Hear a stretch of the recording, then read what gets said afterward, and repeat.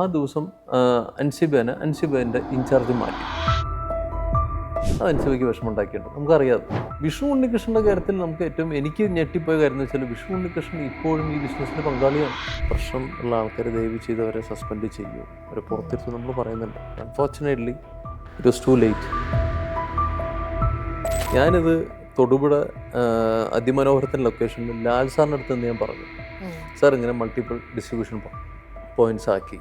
Janardhan sir, Shri Prashant Alexander, അതുപോലെ തന്നെ ശ്രീ രാജാ സാഹിബ്, ഇവരൊക്കെ നമുക്ക് സ്പെസിഫിക് ആയിട്ട് പറഞ്ഞു നമുക്ക് കിട്ടുന്ന മരുന്ന് പലപ്പോഴും ഉപയോഗശൂന്യമാണ് എന്ന് പറഞ്ഞത് കൊണ്ടാണ് നമ്മൾ എറണാകുളം ട്രിവാൻഡ്രം സെപ്പറേറ്റ് ആക്കിയത്. കുക്കു പരമേശ്വരൻ, അൻസിബ, ഞാൻ, ആശാരവിന്ദ്, ജയൻ ചേർത്തല, ഇത്രയും പേര് ഇരിക്കുമ്പോഴാണ് കൊട്ടേഷൻ പ്രോസസ് നടക്കുന്നത്. What is Dolo 650? ഡോളോ 650 എന്ന് പറഞ്ഞാൽ മൈക്രോ ലാബ്സിൻ്റെ പ്രൊഡക്റ്റാണ്. എന്താ അതിൻ്റെ കോണ്ടന്റ്? Paracetamol 650 milligram. ഇത് അറിയുന്നൊരു കാലഘട്ടത്തിലാണോ നമ്മൾ ഗുണ്ടുമരുന്ന് കൊടുക്കാൻ നോക്കുക? ഞാനിതൊരു ഇത്രയും സിനിമകൾ വർക്ക് ചെയ്തിട്ട് നമ്മൾ ഒരു സെറ്റിൽ പോലും നമ്മൾ ഈ കാരവണിനകത്ത് ലഹരി ഉപയോഗിക്കുന്ന ആളെ ഞാൻ കണ്ടിട്ടില്ല. പൃഥ്വിരാജ്, ഫഹദ്, ജയേട്ടൻ, അല്ലെന്നുണ്ടെങ്കിൽ ചാക്കോച്ചായൻ, ടോവി, ആസിഫ്, നിവിൻ, ഇവരൊക്കെ മിസ്സിങ്ങാണ് ഇത്തവണ. അപ്പോൾ കോൺസ്റ്റൻ്റായിട്ട് നമ്മൾ ഇവിടെ ട്രബിൾ മാത്രമേ ഉള്ളൂ എന്ന് പറഞ്ഞാൽ ആരും നോക്കില്ല. അപ്പോൾ കുറച്ച് കാര്യങ്ങൾ നമ്മൾ തന്നെ പറഞ്ഞ് ഒരു മിതിൽ തീർത്ത് പ്ലസൻ്റായിട്ട് പോകുന്നുണ്ടെങ്കിൽ നസിന് ഉൾപ്പെടെ ആൾക്കാരിനകത്തോട്ട് കയറും. ജീവന് തുടങ്ങി വെച്ചിട്ട് അവസാനം മൃദുസഞ്ജീവിനിക്ക് ഹനുമാൻ പോകേണ്ട അവസ്ഥയായി. അതാണ് ഇപ്പോഴത്തെ അവസ്ഥ. താങ്കളെ കണ്ടാൽ ചോദിക്കുന്നത് കണ്ണൂർ സ്ക്വാഡ് 2 പറ്റിയിട്ടായിരിക്കും.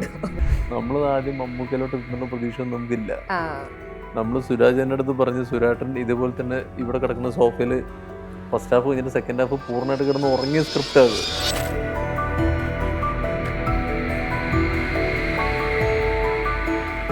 ഹായ്, ഇപ്പോൾ തൂഫാൻ വാരിയേഴ്സാണ് ഇപ്പോൾ നമ്മൾ നോക്കിക്കഴിഞ്ഞാൽ പലയിടത്തെയും പ്രധാന ചർച്ച. അപ്പോൾ സിനിമാ മേഖലയിൽ നിന്നുള്ള ഒരുപാട് പേര് തൂഫാൻ വാരിയേഴ്സായിട്ട് പ്രഖ്യാപിക്കുന്നുണ്ട്.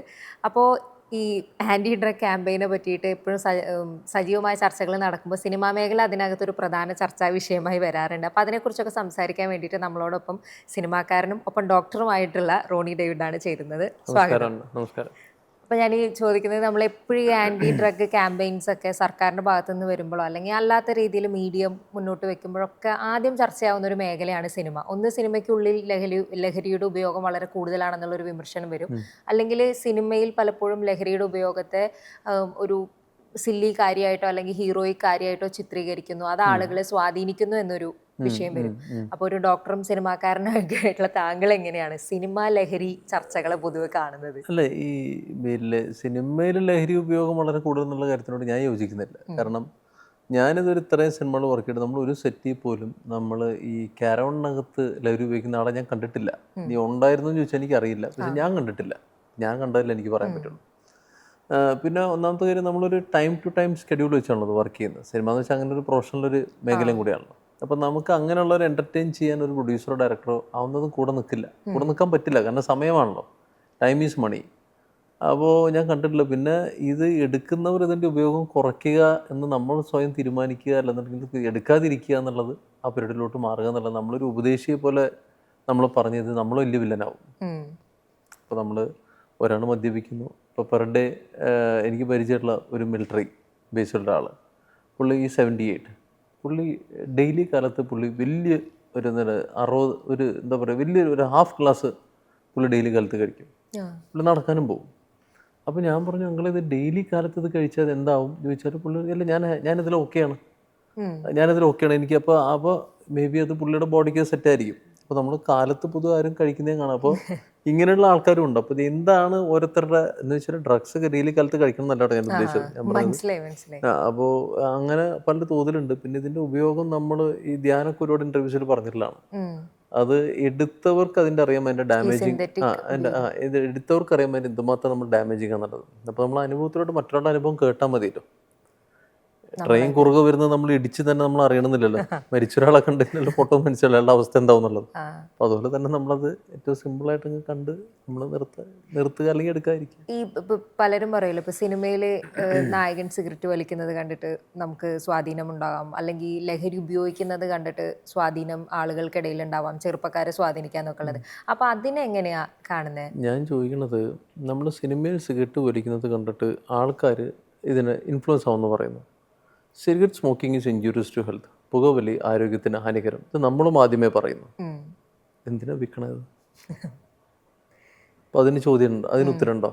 ഇത് ഗവൺമെൻറ്റിന് അറിയാമല്ലോ ഇത് ഡാമേജിങ് ആണ്, ലങ് ക്യാൻസർ ഉണ്ടാക്കും. മറ്റൊന്നാമത്തെ കാര്യം സെക്കൻഡ് ഹാഫിൻ്റെ തുടക്കത്തിൽ കാണുന്ന ആഡ് കണ്ടാൽ തന്നെ നമുക്ക് ശരിക്കും പറഞ്ഞാൽ സിനിമയിൽ നിന്ന് ഡിറ്റാച്ച് ആവും. അപ്പോൾ അത്രയും വലിയൊരു അൾസർ, മൗത്ത് അൾസർ അല്ലെന്നുണ്ടെങ്കിൽ ഒരാളായിട്ട് നമ്മൾ നിൽക്കുന്നു, അതിനേക്കാൾ ദുരന്തത്തിൽ നിൽക്കുന്ന ഒരു ഭാര്യ, അത് കണ്ടിട്ട് നമുക്ക് കണ്ട് മാറിയാൽ പോരെ. അപ്പം അത്രയും പ്രശ്നമാണെന്ന് പറയുമ്പോൾ പിന്നെ ഗവൺമെൻറ് എന്തിനാ ഈ സാധനം വിൽക്കാൻ പോണേ? ഉത്തരമുണ്ടോ? ഇല്ല. അപ്പോൾ അതാണ് ഇതിനൊക്കെ വലിയ പ്രശ്നം അതാണല്ലോ. അപ്പം ഇത് കേരള ഗവൺമെൻറ് എന്നല്ല ഞാൻ പറഞ്ഞു, ഓവറോൾ ഇന്ത്യ. അപ്പോൾ അതിന് വലിയൊരു ബിസിനസ് ഉള്ളതുകൊണ്ടാണല്ലോ അത് പോകുന്നത്. അപ്പോൾ ഗവൺമെൻറ് പറയും ഞങ്ങൾ പറയുന്നുണ്ടല്ലോ ഇത് പ്രശ്നമാണെന്ന്, പിന്നെ അപ്പം അതിൻ്റെ വിൽപ്പന കുറയ്ക്ക്, അത് ചെയ്യാലോ. ഓക്കെ, നിങ്ങൾ പറയണം ഓക്കെ മറ്റൊരു വലിയ ഗ്രൂപ്പ് ഉണ്ട്, ഓക്കെ ഫൈൻ, എൻ്റെ വിൽപ്പന അങ്ങോട്ട് ക്രമാതീതമായിട്ട് കുറയ്ക്കും, നമ്മളെല്ലാവരും ബോധവൽക്കുന്ന സമയം കൊണ്ട് ഇതിൻ്റെ വിൽപ്പന കുറയ്ക്കും. അപ്പോൾ അങ്ങനെ നമ്മൾ പറഞ്ഞു പോകുന്നുണ്ടെങ്കിൽ എന്നിട്ട് കാട് കയറും. അപ്പോൾ നമ്മൾ അതിലോട്ട് പിന്നെ ഇത് പറയുകയാണെങ്കിൽ ഇപ്പോൾ ഒരു ഡോക്ടർ എന്നുള്ള നിലയിൽ കൂടി ഇപ്പം നമ്മുടെ സമൂഹത്തിൽ പലതരത്തിലുള്ള ലഹരികൾ ഓരോ കാലഘട്ടത്തിലും ഓരോ പുതിയ തരം ലഹരി പദാർത്ഥങ്ങൾ വരികയും അത് വലിയ രീതിയിൽ വ്യാപകപ്പെടുകയും ഒക്കെ ചെയ്യലുണ്ട്.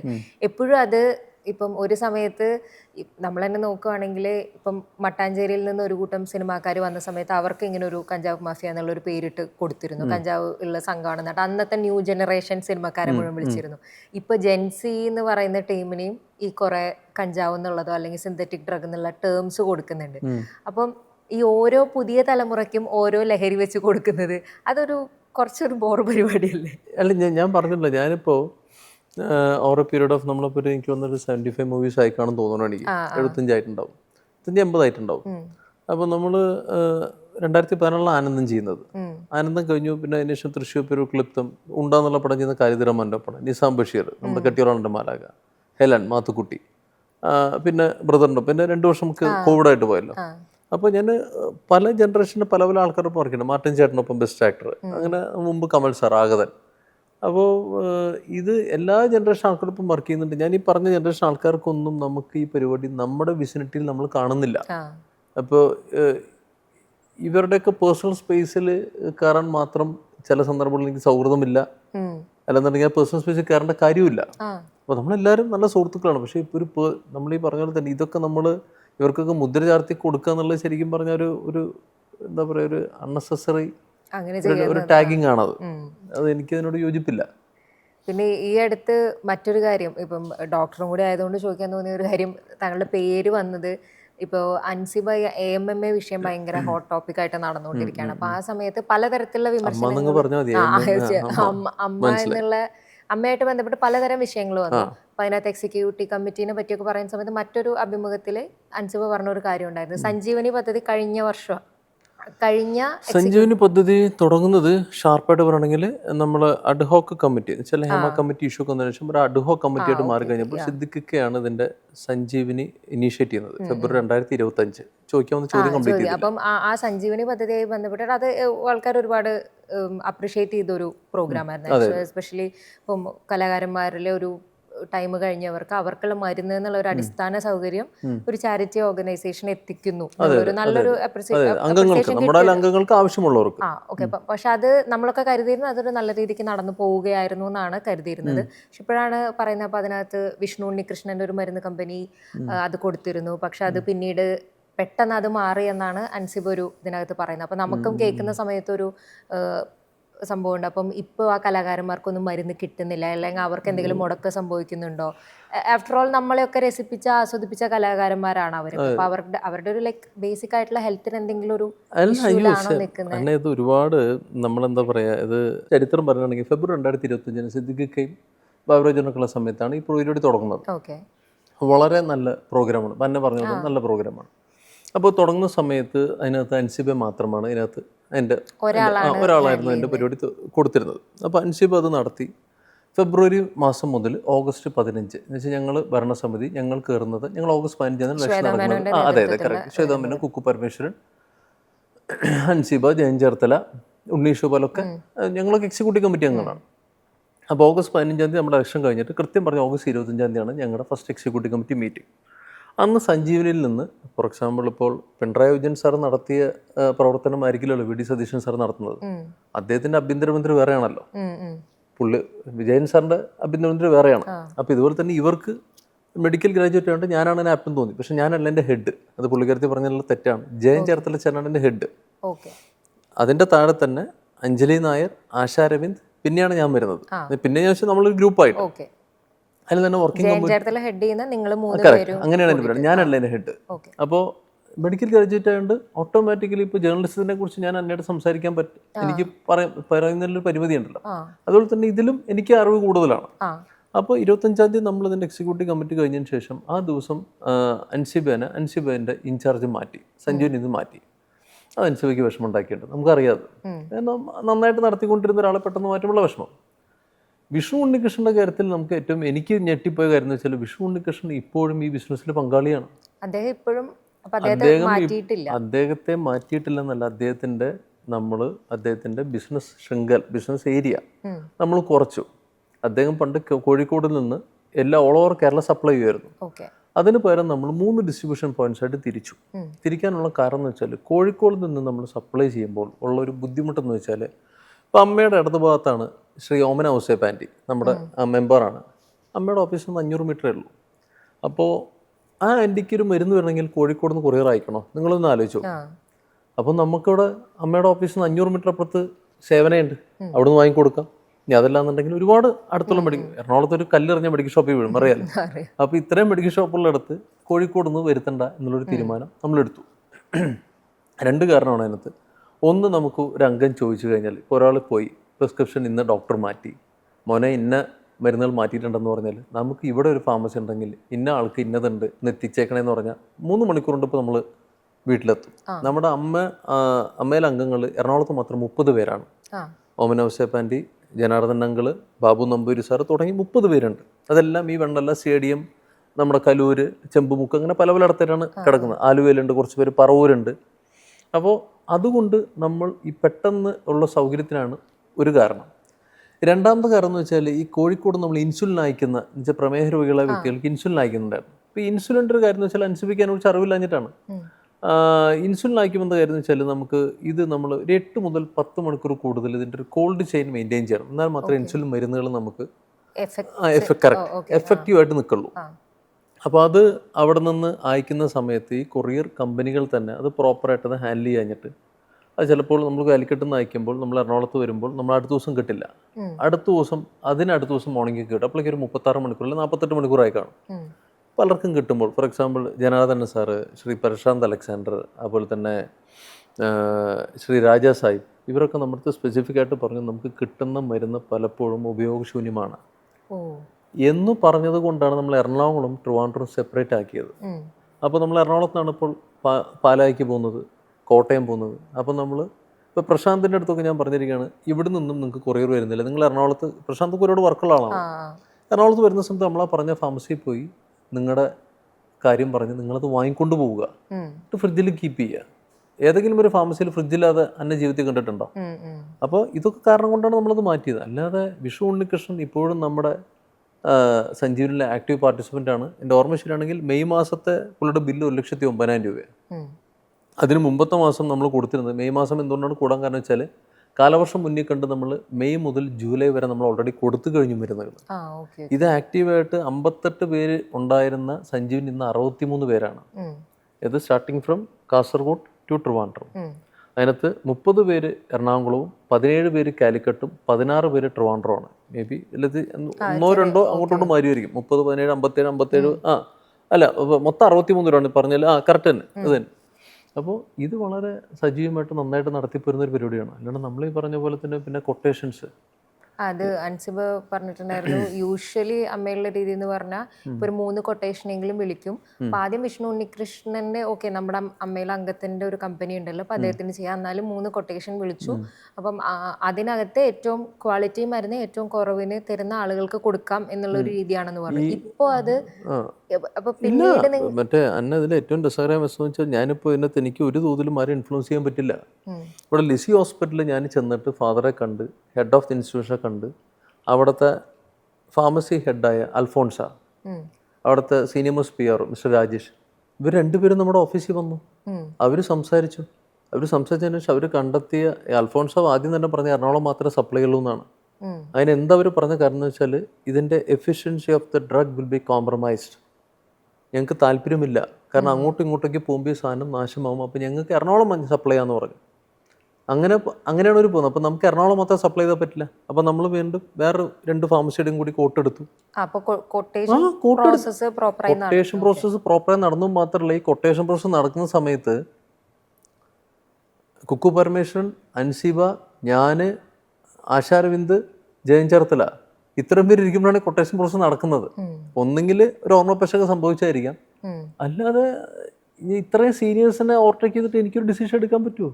പിന്നെ ഈ ഇപ്പോൾ സിംഗിൾ പോയിന്റിൽ നിന്ന് വന്നിരുന്നപ്പം ഇതിൻ്റെ എല്ലാ ബില്ല് കാര്യങ്ങളെല്ലാം ട്രാക്ക് ചെയ്യാൻ എളുപ്പമായിരുന്നെന്നും ഇതൊക്കെ അറിയാമായിരുന്നെന്നും, പക്ഷേ ഇപ്പോൾ ഡിഫറെൻ്റ് ആയിട്ടുള്ള മെഡിക്കൽ സ്റ്റോഴ്സുമായിട്ടുള്ള ഞാൻ പറഞ്ഞത്, ഞാൻ പറഞ്ഞ കോമൺ സെൻസ് എന്ന് വെച്ചാൽ ട്രിവാൻഡ്രം മെഡിക്കൽ കോളേജിന് അടുത്തുള്ള ഒരാൾക്ക് നമുക്ക് കൊറിയർ ആൾക്കൊരു മരുന്ന് വേണം, നമ്മൾ കാലിക്കറ്റ് നിന്നാണ് അയക്കുക. Simple common sense. അല്ല, അത് അവിടെ അടുത്ത് തന്നെ കൊടുക്കുന്നതായിരിക്കും. ആൾക്ക് ശ്വാസം മുട്ടലുള്ള ഒരാൾക്ക് ശ്വാസം മുട്ടൽ കഴിഞ്ഞ ഏകദേശം പോറായിട്ടാണോ ഇൻഹേലർ അവിടെ എത്തേണ്ടത്? നമുക്കത് ഏറ്റവും യുദ്ധകാല അടിസ്ഥാനത്തിൽ നമ്മൾ ഇന്ന് പറഞ്ഞാൽ ഇന്ന് രാത്രി നമ്മൾ ഉച്ചയ്ക്ക് 3 മണിക്ക് പറഞ്ഞാൽ രാത്രി 9 മണിക്ക് എത്തുന്ന രീതിയിലുള്ള ഒരാളാണ് അവിടെയല്ല ഡോസേജ് ഡ്രഗ്സ്. ഈ ഡോസേജ് ഡ്രഗ്സിൻ്റെ ആൾ കഴിഞ്ഞ വർഷം വിനുമോഹൻ്റെ കൂടെ പഠിച്ചാണ്, മിസ്റ്റർ പ്രശാന്ത്. അപ്പോൾ പുള്ളി കഴിഞ്ഞ വർഷം പുള്ളി അവകാശപ്പെടുന്നത്, അല്ലെങ്കിൽ പുള്ളി പറഞ്ഞു വെച്ചാൽ വിഷുവിനേക്കാൾ താഴെ പുള്ളി കൂട്ടു കൊടുത്തു എന്നാണ്. അപ്പോൾ നമുക്കതൊന്നും പ്രശ്നമില്ല. നമ്മളിത് പുള്ളിയും ഒരു അംഗമാണ് നമ്മുടെ, അത് പുള്ളി ബെനിഫിറ്റഡ് ആവുന്നുണ്ടെങ്കിൽ ആയിക്കോട്ടെ, നമുക്ക് യാതൊരു I don't have any problem. പക്ഷെ നമ്മൾ പരസ്പരവിരുദ്ധമായ കാര്യങ്ങൾ പറഞ്ഞ് പ്രചരിപ്പിക്കും. എന്താ കാര്യം വെച്ചാൽ നമ്മളൊരു മെഡിക്കൽ ഗ്രാജുവേറ്റ് ആണ്. ഇപ്പോൾ ഒരു ചാനലിൽ വന്നിരിക്കുന്നത് മെഡിസിൻ്റെ മറവിൽ എൻ്റെ തല, ജയൻ ചേർത്തല ചേട്ടൻ്റെ തല, ആശാരവിന്ദൻ്റെ തല, ഇങ്ങനെ വരണം. മെഡിസിൻ്റെ മറവിൽ എന്താണെന്നുള്ളത് കംപ്ലീറ്റ് ചെയ്യണില്ല. അപ്പോൾ ആൾക്കാർ അമ്മയിൽ നടക്കുന്നത് മെഡിസിൻ്റെ മറവിൽ. അപ്പോൾ അതിനൊരു എന്താണെന്ന് അറിയില്ല. അപ്പോൾ നമ്മൾ അതിൽ ക്ലിക്ക് ചെയ്ത് എന്താ സംഭവം എന്ന്, അയ്യോ ഇവനൊക്കെ ഇമ്മാതിരി ആളാണോ എന്നുള്ള അവസ്ഥയിലോട്ട് എത്തണം. അല്ലാണ്ട് ഇത് ആർക്കെതിരെയും ഒരു പഴിചാരലോ പ്രശ്നങ്ങളോ ഇല്ല. ഞാനിത് തൊടുപുഴ അതിമനോഹരത്തിൻ്റെ ലൊക്കേഷനിൽ ലാൽ സാറിൻ്റെ അടുത്ത് നിന്ന് ഞാൻ പറഞ്ഞു, സാർ ഇങ്ങനെ മൾട്ടിപ്പിൾ ഡിസ്ട്രിബ്യൂഷൻ പോയിന്റ്സ് ആക്കി എന്ന് ഞാൻ പ്രത്യേകം എടുത്ത് പറഞ്ഞു. അത് എന്തുകൊണ്ടെന്ന് വെച്ചാൽ നാളെ നമുക്ക് ഇങ്ങനെ പ്രശ്നങ്ങൾ വരാതിരിക്കാനാണ്. അത്രയും കോഷ്യസ് ആയിട്ട് മാത്രമേ മൂവ് ചെയ്യാൻ പറ്റുള്ളൂ. വേറെ ഒന്നുമില്ല ഇതിനകത്ത്. അല്ലാതെ ഇതിനകത്ത് നമ്മൾ ഇതിനകത്തൊരു ലോബി കളിയൊന്നുമില്ല. പദ്ധതി ഇപ്പം വളരെ സ്മൂത്ത് ആയിട്ട് തന്നെ നടന്നു പോകുന്നുണ്ട്. ഇപ്പം അൻസിബ ഒരു കാര്യം കൂടി പറഞ്ഞിരുന്നു, പലർക്കും ഈ മരുന്ന് കിട്ടുന്നതിനെ പറ്റിയിട്ട് കിട്ടുന്നതിൽ ചില ഡിലേ വരുന്നു എന്നൊക്കെയുള്ള കാര്യങ്ങൾ അൻസിബയോട് പറയുന്നു എന്ന് പറഞ്ഞിരുന്നു. അങ്ങനെ എന്തെങ്കിലും കംപ്ലൈന്റ് നിങ്ങളുടെ ഭാഗത്തേക്ക് പുള്ളിക്കാരത്തി പറഞ്ഞതെന്ന് വെച്ചാൽ, നമ്മൾ പറഞ്ഞല്ലോ 25-ാം തീയതി നമ്മൾ ഏറ്റെടുത്തതിന് ശേഷം 25-ാം തീയതി എൻ്റെ ഓർമ്മ ശരിയാണെങ്കിൽ അന്ന് മനോരമയുടെ ഒരു കോൺക്ലേവ് നടക്കുക. 25-ാം തീയതി ഓഗസ്റ്റ് 25, 2025 കൃത്യമായിട്ട് അന്വേഷണം മനസ്സിലാവും. മനോരമയുടെ ഒരു കോൺക്ലേവ് നടക്കുന്നുണ്ട്. ആ കോൺക്ലേവിന് നമ്മുടെ എല്ലാ പേരും പോയി. നമ്മുടെ അമ്മയിൽ എക്സിക്യൂട്ടീവ് കമ്മിറ്റി എല്ലാ പേരും എവരിവൺ ഇൻവൈറ്റഡ്. എനിക്ക് പോകാൻ പറ്റിയില്ല. പോകാൻ പറ്റാത്തതിന് കാരണം എന്ന് വെച്ചാൽ നമ്മൾ ഈ 58 അംഗങ്ങളിൽ എല്ലാ പേരും ഞാനവിടെ ഇരുന്ന് വിളിക്കുക. എൻ്റെ കയ്യിൽ ഡ്രഗ് ലിസ്റ്റ് ഉണ്ട്. അതിൽ ഓരോ ഡ്രഗ്സും, കാരണം എനിക്കറിയാം ഞാനത് ടേക്ക് ഓവർ ചെയ്യാണ്, നാളെ നമുക്കൊരു ഇഷ്യൂ വരെന്ന് വെച്ചിട്ട് ഓരോരുത്തരും ഞാനിന്ന് വിളിച്ച് എല്ലാ അംഗങ്ങളെയും വിളിച്ച് ഇതല്ലേ ചേച്ചി കഴിക്കുന്നത്, മാറ്റമുണ്ടോ എന്ന് ചോദിച്ചിട്ടാണ് നമ്മൾ ടിക്ക് ചെയ്തിട്ടാണ് ഈ പരിപാടിയിൽ ഫുൾ ആൻഡ് ഫുൾ പ്രൂഫ് ആക്കുന്നത്. 29-ാം തീയതി ഇവർക്ക് ഡ്രഗ് എത്തിച്ചു കഴിഞ്ഞു, ഓഗസ്റ്റ് 29. അപ്പോൾ അല്ലാതെ 2 ആഴ്ച കഴിഞ്ഞിട്ടൊക്കെയാണ് നമ്മൾ മരുന്ന് എത്തിക്കുക. ഇതെന്താ ആൻഡമാൻ നിക്കോബാർ എന്നാണ് ഈ സാധനം വരുന്നത്? ഇത് നമുക്ക് ഓൾറെഡി വിഷ്ണുവിൻ്റെ കമ്പനി ഉള്ളതല്ലേ. അപ്പോൾ വിഷ്ണുവിൻ്റെ കമ്പനിയുടെ ബിസിനസ് അല്ലെന്നുണ്ടെങ്കിൽ മുമ്പ് ഉള്ളതിൻ്റെ അത്രയില്ല, കാരണം കോഴിക്കോട് മാത്രമേ ഉള്ളൂ. കോഴിക്കോടുള്ള അംഗങ്ങൾക്ക് മാത്രമേ കൊടുക്കാൻ പറ്റൂ. കോഴിക്കോട് ജില്ലയിൽ ആ വിഷ്ണുവിനോട് ഡിസ്ട്രിബ്യൂഷൻ പോയിന്റ് ഉണ്ടെങ്കിൽ നമ്മളോട് കൊടുത്താനെ. അതിനകത്ത് നമ്മൾ കോട്ടിനേക്കാൾ ഉപരി ഒരു അംഗത്തിന് നമ്മൾ നേരത്തെ ചെയ്തിരുന്ന ആള് അതിനേക്കാൾ ഉപരി എ മെമ്പർ. നമ്മളിപ്പോൾ എല്ലാ കാര്യത്തിലും നമ്മളിപ്പോൾ കോട്ട് എന്നുള്ള പരിപാടി മാത്രം നമുക്ക് ചെയ്യാൻ പറ്റില്ലല്ലോ. നമ്മൾ കൊറിയർ ചാർജിനെ കുറിച്ച് ചിന്തിച്ചാൽ മനസ്സിലാവില്ല. നമ്മൾ കാലിക്കട്ട് നമ്മൾ ട്രിവാൻഡ്രത്തോട്ടും എറണാകുളത്തോട്ടും അയക്കുമ്പോൾ എറണാകുളം ഓഫീസിൻ്റെ തൊട്ടപ്പുറത്തുള്ള ഇപ്പോൾ കുറേ പേര് നമ്മൾ ശാരീരിക ബുദ്ധിമുട്ടില്ലാത്തടത്ത് ഓഫീസിൽ നിന്ന് കളക്ട് ചെയ്യാൻ പറഞ്ഞിരിക്കുന്നത്. അപ്പോൾ കൊറിയർ ചാർജ് ഏരിയ നമ്മൾ കട്ട് ചെയ്ത് കളഞ്ഞു. എത്രയോ പേര് നമ്മൾ ഓഫീസിൽ നിന്ന് കളക്ട് ചെയ്യാറ്. നമ്മൾ മെയ് മാസം നമ്മൾ ടിൽ ജൂലൈ 20th വരെയുള്ള ഫുൾ ആൻഡ് ഫുൾ സർവീസ് നമ്മൾ തീർത്തു. എന്നുവെച്ചാൽ കാലവർഷം മുന്നിൽ കണ്ട് കൊറിയർ ആർക്കെങ്കിലും കിട്ടാൻ ബുദ്ധിമുട്ടായി. എന്ത് ചിലർക്ക് മാത്രം പ്രിസ്ക്രിപ്ഷൻസ് മാറ്റം വരും. ഫോർ എക്സാമ്പിൾ ജൂണിൽ ഞാൻ ഡോക്ടറെ കാണാൻ പോകുന്നുണ്ട്, അപ്പോൾ മാറ്റം വരുന്നത് നമുക്ക് 1 മാസം മാത്രം കൊടുത്തിട്ടുണ്ട്. അല്ലാതെ കോൺസ്റ്റൻ്റ് ആയിട്ട് ഇപ്പോൾ ഒരാൾ പറയാണ് ഞാൻ കഴിക്കുന്നൊരു BP ക്കുള്ളൊരു ഗുളിക ടെൽമസാട്ടാൻ നിങ്ങൾ ഗുളികൾ കേട്ടിട്ടുണ്ടാവില്ല. ആ ആ അതുപോലെ തന്നെ എട്രോസ്റ്റാറ്റിൻ, ഇങ്ങനെയുള്ള ഗുളികൾ ഒരെണ്ണം കാലത്തും ഒരെണ്ണം രാത്രി എന്നുണ്ടെങ്കിൽ അവർക്ക് മാറ്റം വരാൻ പോകുന്നില്ല. അവർക്ക് ചിലപ്പോൾ ഒരു ഡോക്ടറെ കാണുന്ന ഓഗസ്റ്റിലായിരിക്കും. അപ്പോൾ അവർ അങ്ങനെയുള്ളവർക്ക് 2 മാസം മെഡിസിൻ ഓൾറെഡി കൊടുത്തു കഴിഞ്ഞു. അപ്പം നിങ്ങൾ ചോദിക്കുന്നത് നിങ്ങളിപ്പോൾ ഇത്രയും സ്മൂത്ത് ആയിട്ട് ഈ സംഭവത്തെ റണ്ണ് ചെയ്യിപ്പിക്കുന്നുണ്ടെന്ന് പറയുന്നു. അപ്പോൾ അതേ സമയത്ത് തന്നെ ആസ് എ ഡോക്ടർ കൂടെ ഈ മെഡിസിൻ്റെ ഭാഗമായിട്ട് എന്തൊക്കെയോ പ്രശ്നങ്ങൾ നടക്കുന്നു എന്ന് കേൾക്കുന്ന സമയത്ത് അത് കുറച്ചും കൂടെ വ്യക്തിപരമായി നിങ്ങളെ ബാധിക്കില്ലേ? ഒരു നടൻ എന്നതിൻ്റെ അപ്പുറത്താണല്ലോ. അതല്ലടോ, ഇതിനകത്ത് നമുക്കുള്ളൊരു പ്രൊട്ടക്ഷൻ എന്ന് വെച്ചാൽ, ഞാനിപ്പോൾ എന്നെ നമ്മുടെ ട്രിവാൻഡ്രം സെക്ടറിൽ വരുന്നതാണ് ദിനേശ് പണിക്കരായിട്ട്, ശോഭി തിലകൻ, ബാലാജി ശർമ്മ, ബൈജു വി കെ. ബൈജു ചേട്ടനൊക്കെ മെഡിക്കൽ ഷോപ്പിൽ സെയിൽസ്മാൻ ആയിരുന്നു. സെയിൽസ്മാനായിട്ട് മെഡിക്കൽ ഷോപ്പിലല്ല, സെയിൽസ്മാനും കൂടിയായിരുന്നു. അപ്പോൾ they are very well aware. ഇതിന്റെ പല വശങ്ങൾ ഇതിന്റെ പല വശങ്ങൾ അറിയുന്നല്ലേ. നമ്മൾ അങ്ങനെ ഒരു ക്വാളിറ്റി കുറഞ്ഞൊരു മെഡിസിൻ എങ്ങനെ കൊടുക്കാൻ പറ്റും? നമ്മൾ ഏത് കാലഘട്ടത്തിലാണ് ജീവിക്കണത്? ഗൂഗിളിൽ അടിച്ചാൽ വാട്ട് ഈസ് ഡോളോ 650? ഡോളോ 650 എന്ന് പറഞ്ഞാൽ മൈക്രോലാബ്സിന്റെ പ്രൊഡക്റ്റ് ആണ്. എന്താ അതിന്റെ കോണ്ടന്റ്? Paracetamol 650 milligram. ഇത് അറിയുന്നൊരു കാലഘട്ടത്തിലാണോ നമ്മൾ ഗുണ്ടുമരുന്ന് കൊടുക്കാൻ നോക്കുക? നമ്മൾ എത്രയോ പേര് നമ്മൾ 2013-14 കാലഘട്ടത്തിൽ തന്നെ നമ്മുടെ അടുത്ത് വരുമ്പോൾ ഡോക്ടറെ ഇതിൽ ഒരു ഹെർണിയ നമ്മൾ ഒബ്സർവ് ചെയ്ത് കഴിഞ്ഞാൽ അപ്പോൾ തന്നെ പറയും, ഡോക്ടറെ ഡയറക്റ്റ് ആണോ ഇൻഡയറക്റ്റ് ആണോ? നമ്മൾ എന്താ ചെയ്യണം? നമ്മൾ ഓപ്പൺ സർജറി ആണോ ലാപ്രോസ്കോപ്പിക് ആണോ? ഇത്രമാത്രം ആൾക്കാരെ വെല്ലേവറായിട്ടിരിക്കുന്ന സന്ദർഭത്തിൽ നമ്മളിപ്പോൾ ഏത് മരുന്ന് എഴുതി കഴിഞ്ഞാലും വാങ്ങിക്കഴിഞ്ഞാലും നമ്മൾ തന്നെ അതൊന്നും ഇത് ഇത്രയും വേണോ, ഇങ്ങനെയാണോ, കറക്റ്റ് തന്നെയല്ലേ നോക്കിയിട്ടാണ് നമ്മൾ കാലഘട്ടം മാറിപ്പോയില്ലേ.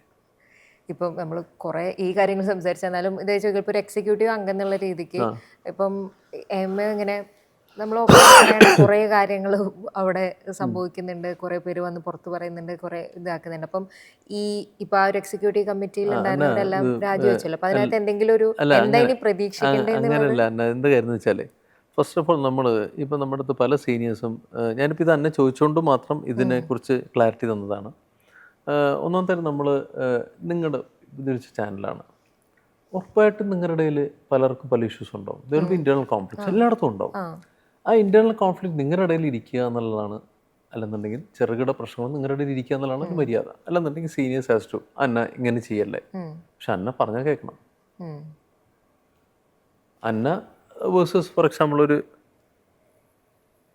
ഏതെങ്കിലും ഒരു ജെറിനോ അങ്ങനെ ഏതെങ്കിലും വരട്ടൊരു പ്രശ്നം, ജെറിനോ അന്നെ ഒന്ന് വിട്ടുകൊടുക്കണ്ടേ? എന്നാൽ മാത്രമല്ല ഒരാൾക്ക് മുകളിൽ നിന്ന് ഇന്റർഫിയർ ചെയ്യാൻ പറ്റുള്ളൂ.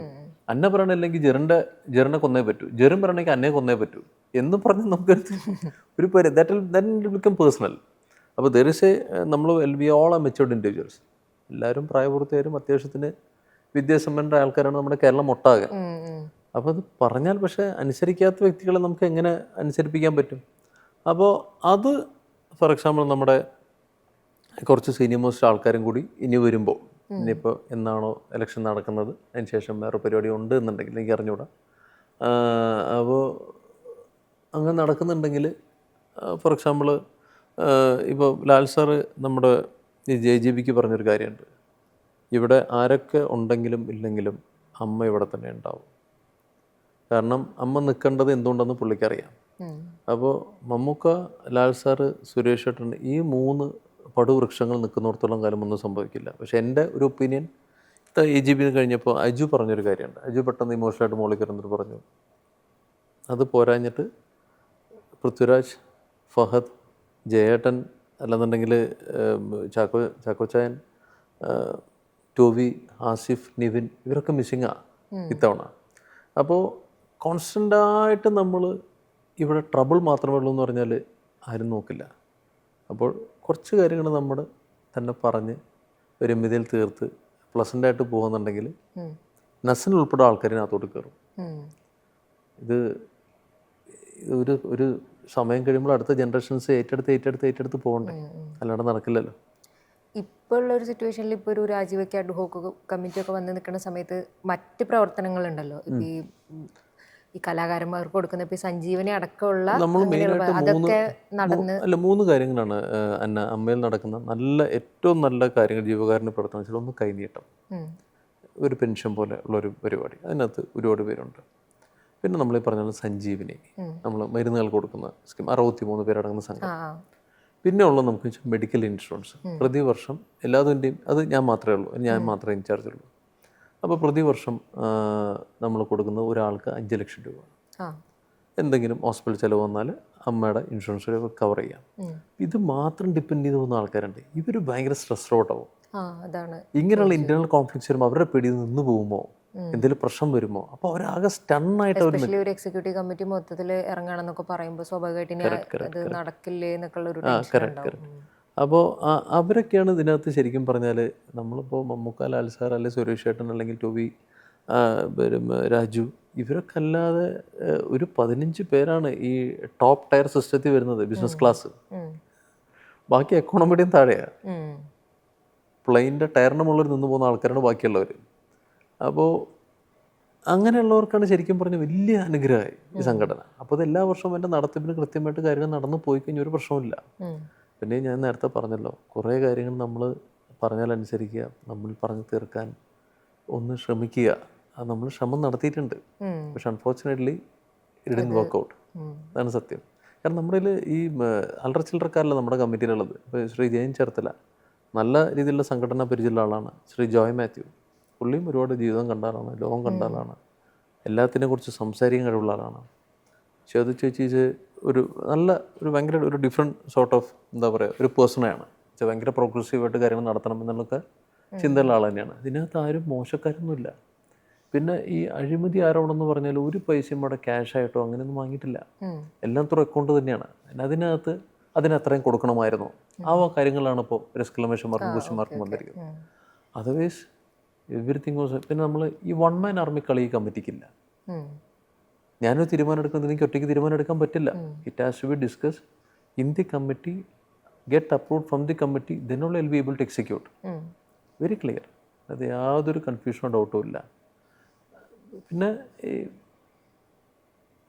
അന്നയ്ക്കിപ്പോൾ എന്നെ ഇഷ്ടമല്ല എന്ന് അന്ന മനസ്സിൽ കണക്കൂട്ടി കഴിഞ്ഞാൽ ഞാൻ എന്ത് ചെയ്താലും അന്നയ്ക്ക് എന്നെ ഇഷ്ടാവില്ല. മനസ്സിലായി. അന്ന വിചാരിക്കുകയാണ് റോണി വിട്ടില്ലടാ തന്നെ എന്ന് അന്നെ തീരുമാനിച്ചാൽ എനിക്കൊന്നും ചെയ്യാൻ പറ്റില്ല. മനസ്സിലായി.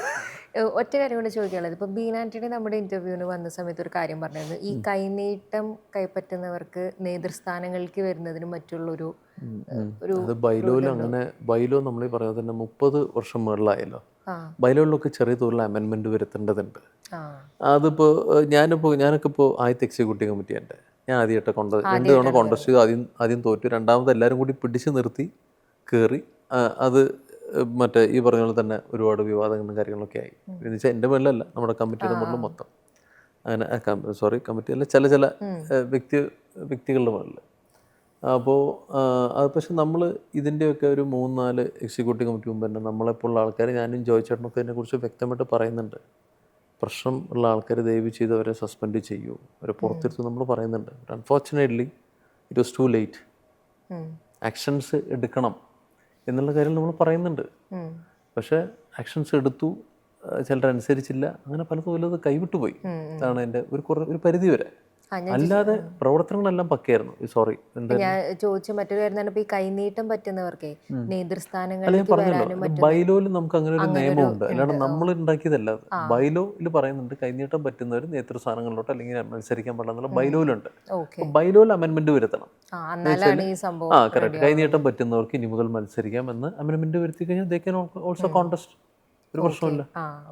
മറ്റു 2 കാര്യം കൂടി ചോദിക്കാനുള്ളത്, നമ്മൾ കുറെ മറ്റു കാര്യം ഒരെണ്ണം അതില് ഒരു ഡീറ്റെയിലിംഗ് പറയാതെ പറഞ്ഞ് ഷോർട്ടായിട്ട് പറഞ്ഞു തീർക്കാനും പറ്റില്ല. പിന്നെ കാരണങ്ങളൊന്നും പറഞ്ഞു തീർക്കാനും പറ്റില്ല. ഇപ്പം ഈ നമ്മൾ കഴിഞ്ഞ ദിവസം ഈ പോലീസ് വേഷങ്ങൾ ഇപ്പം മലയാളത്തിലെ ഒരുപാട് രസമുള്ള, ഇപ്പം ഒടുവിൽ ബാലനിൽ നോക്കുകയാണെങ്കിൽ തന്നെ ജീൻ പോൾ ലാലിന്റെ ഒരു പോലീസ് വേഷം വരുന്നുണ്ട്. അത് നമ്മൾ ഇതുവരെ കാണാത്ത ഷെയ്ഡിലുള്ള ഗിരീഷ് ഷെയ്ഡി അതിനകത്ത് വേറൊരു ടൈപ്പ് പോലീസുകാരനായി വരുന്നുണ്ട്. പിന്നെ വേറെയും പോലീസുകാരുണ്ട്. ഇപ്പൊ ഈ അടുത്ത കാലത്തായിട്ട് നമ്മൾ നോക്കുകയാണെങ്കിൽ ഇപ്പൊ തൊണ്ടു മുതൽ സാക്ഷിയൊക്കെ തൊട്ട് നോക്കുകയാണെങ്കിൽ വളരെ ഡിഫറെന്റ് ആയിട്ടുള്ള പോലീസുകാർ വരുന്നുണ്ട്. ഞാൻ ഇങ്ങനെ ജസ്റ്റ് നോക്കുന്ന സമയത്ത് ഒറിജിനൽ സർവീസിലുള്ള ആൾക്കാരാണ്, ഒറിജിനൽ പോലീസുകാർ തന്നെ വരുന്നുണ്ട്. അവരൊക്കെ മറ്റു സിനിമകളിലും ഡിഫറെന്റ് പോലീസായി വരുന്നുണ്ട്. ഞാൻ ഇങ്ങനെ നോക്കുന്ന സമയത്ത് കരിയറിൽ ഒരുപാട് പോലീസ് വേഷങ്ങൾ ചെയ്തിട്ടുള്ള ആളാണ്. പിന്നെ ഈ ലാസ്റ്റ് നോക്കുകയാണെങ്കിൽ ഡിറ്റക്റ്റീവ് വിജുവൽ നോക്കുകയാണെങ്കിൽ ഭയങ്കര ഫണ്ണി ആയിട്ടുള്ള ഒരു പോലീസുകാരനായിരുന്നു. പോലീസുകാരൻ്റെ ഒരു മുറുക്കോ ഇല്ലാത്ത ഒരാളായിരുന്നു, പേടിയും ഒക്കെ ഉള്ള ഒരാളായിരുന്നു. അപ്പൊ ഈ ഒരുപാട് പോലീസ് വേഷങ്ങൾ ചെയ്തതിൽ നിന്ന് ഇനി പോലീസ് വേഷങ്ങൾ വരുമ്പോൾ പക്ഷെ കണ്ണൂർ സ്ക്വാഡിലെ ആള് ഭയങ്കര കോംപ്ലിക്കേറ്റഡ് ആയിട്ടുള്ള കുറെ ഇഷ്യൂസിൽ കടന്നു പോകുന്ന പോലീസുകാരനാണ്. ഒരു ഷാഹി കബീർ ചിത്രങ്ങളിലെ പോലീസുകാരുടെ ഒക്കെ പോലെ തോന്നുന്ന ഒരു സംഭവമാണ്. അപ്പോ ഷാഹിയുടെ പടങ്ങളില് ഒരു ഒരു സമാധാനമില്ലാത്ത പോലീസുകാരായിരിക്കും. പറയൂലോ ഒരു ഇമോഷണൽ ഡ്രാമയുടെ പരിപാടി, ഗംഭീര പരിപാടികളല്ല എല്ലാവർക്കും പെർഫോം ചെയ്യാനുണ്ടാവില്ല. അപ്പോ ഇത്രയും ചെയ്തിട്ടുള്ള ഇപ്പൊ സ്വന്തമായിട്ട് ചെയ്തിട്ടുള്ള പോലീസ് വേഷങ്ങളിൽ ഫേവറേറ്റ് ആയിട്ടുള്ളതൊക്കെ ഏതായിരിക്കും? ഉറപ്പായിട്ടും ആദ്യം കണ്ണൂർ സ്കൂളിലെ ജയൻ തന്നെയാണ്. okay. അതല്ല എനിക്ക് ജീവിതം ഉണ്ടാക്കി എഴുതിയതും കൂടിയാണ്. അല്ലാതെ എഴുതുമ്പോ ഞാൻ എനിക്ക് മറ്റെന്താ പറയാ, എഴുതുമ്പോ എനിക്ക് എന്നെ ബൂസ്റ്റപ്പ് എഴുതാണ്ടിരിക്കാൻ പറ്റില്ലല്ലോ. കാരണം നമ്മൾ ആദ്യം മമ്മൂക്കയിലോട്ട് എത്തുന്ന പ്രതീക്ഷ ഒന്നും നമുക്കില്ല. നമ്മൾ സുരാജന്റെ അടുത്ത് പറഞ്ഞു, സുരാട്ടൻ ഇതുപോലെ തന്നെ ഇവിടെ കിടക്കുന്ന സോഫയില് ഫസ്റ്റ് ഹാഫ് കഴിഞ്ഞിട്ട് സെക്കൻഡ് ഹാഫ് പൂർണ്ണമായിട്ട് കിടന്ന് ഉറങ്ങിയ സ്ക്രിപ്റ്റ് അത്. സുരാട്ടൻ കിടന്ന് ഉറങ്ങി. സുരാജന്റെ സുഹൃത്തുണ്ട്, ഉള്ള പേരെനിക്ക് ഓർമ്മയില്ല. അതെന്താ കാര്യം വെച്ചാല് അന്ന് നമ്മൾ പറയുമ്പോൾ ഈ സെക്കൻഡ് ഹാഫില് അന്ന് നമ്മൾ പറയുന്നതിൽ ജയൻ കൈക്കൂലിക്കാരനല്ല, നമ്മൾ പിടിക്കാൻ പോകുന്നു. അത് ഇവര് പറഞ്ഞിട്ടുള്ള ഈ തൃക്കാപ്പൂർ നടന്നിട്ടുള്ള കുപ്രസിദ്ധമായ കൊലപാതകത്തിന്റെ ഈ ചുരുളഴിച്ച് ഇവർ നടത്തിയിട്ടുള്ള ആ മാൻ ഹണ്ടിന് അവർ പോയുള്ള പ്രൊസീജിയർ അങ്ങനെ തന്നെ കോപ്പി ചെയ്ത് നമ്മൾ കോപ്പി പേസ്റ്റ് അടിക്കുകയും ചെയ്തത്. പിന്നെ എൻ്റെ സുഹൃത്തായ മാത്തുക്കുട്ടി സേവിയർ, ഹെലൻ്റെ ഡയറക്ടർ, അവന് ആൽഫ്രഡ് ഉണ്ട്, അവന് മെലൻ്റെ കോറൈറ്റർ. ഇപ്പം മാത്തു എൻ്റെ അടുത്ത് പറഞ്ഞ ചേട്ടാ നമ്മൾ ഈ യാത്ര ഭയങ്കര പ്ലെയിനാണ്, ഒരു പ്രശ്നമില്ല, 4 പേരും നിന്ന് സുഖമായിട്ട് പോകുന്നു, അവിടെ ചെല്ലുന്നു പിടിക്കുന്നു വരുന്നു, പ്രശ്നങ്ങളില്ല കേട്ടോ, ഒരു പ്രശ്നമില്ല, ഒരു ഇൻറ്റർണൽ കോൺഫ്ലിക്റ്റ് വേണം കേട്ടോ. അപ്പോൾ ഞാൻ പറഞ്ഞു അതിപ്പോൾ ചേട്ടാ എങ്ങനെ ഉണ്ടാവും? ഞാൻ പറഞ്ഞു പൊതുവെ സ്ക്വാഡുകാരെ പിരിച്ചുവിടാറ് പൊതുവെ കൈക്കൂലി വാങ്ങുമ്പോഴാണ്. പെർഫെക്റ്റ്, ഒരാളെ കൈക്കൂലിക്കാരനാക്കണം.